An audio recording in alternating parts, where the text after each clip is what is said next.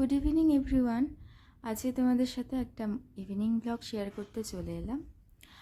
আজকে আমার শরীরটা খুব একটা ভালো ছিল না, তাই আমি একটু ঘুমিয়ে পড়েছিলাম সন্ধ্যাবেলা। তো ঘুম থেকে উঠে মুডটা খুবই খারাপ লাগছিল। হয় না যে সন্ধ্যাবেলা এই ঠান্ডা গরম, এখন তো মোটামুটি গরম পড়ছে, তো শরীরটা খুব একটা ভালোও লাগছিল না। ঘুম থেকে উঠে মুডটা খারাপ লাগছিল জন্য ভাবলাম যে একটু চা খাই।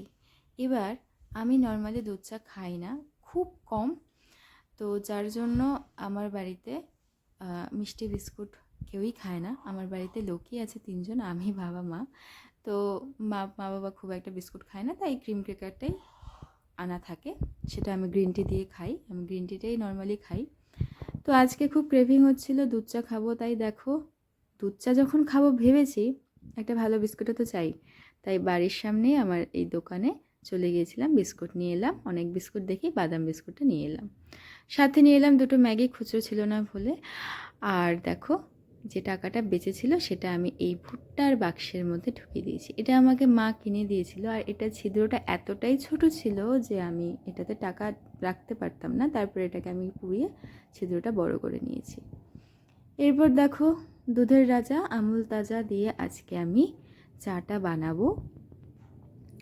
তো দেখো মোটামুটি বসিয়ে দিয়েছি। আদা থেতো করে, লবঙ্গ, তাতে এলাচ দিয়ে একটা স্পেশাল চা কিন্তু বানিয়ে নিয়েছি। এখানে আমি আর মা দেখো চা খেতে বসে পড়েছি, 4টে বিস্কুট নিয়ে, আমি দুটো মা দুটো।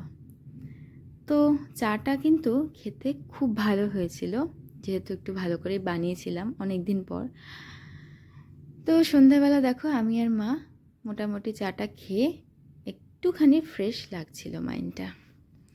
এরপর চা খেতে খেতে ভাবছি এরপর কি করব। আজকে সেরকম কিছুই আমার করতে ইচ্ছে হচ্ছিল না, না কোনো রিলস বানাতে, না কোনো কিছু ভিডিও করতে। তাই ভাবলাম যতটুকু যাই করছি সেটাই তোমাদের সাথে একটু শেয়ার করি।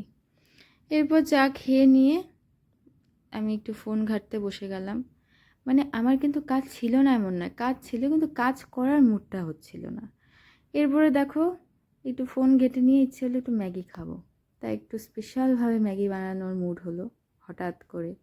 সেই মুড চেঞ্জ, মানে এত মুড সুইং হচ্ছিল, কি করব না করব বুঝতে পারছি না। যাই হোক, ম্যাগিটা কিন্তু খেতে ভীষণ ভালো হয়েছিল।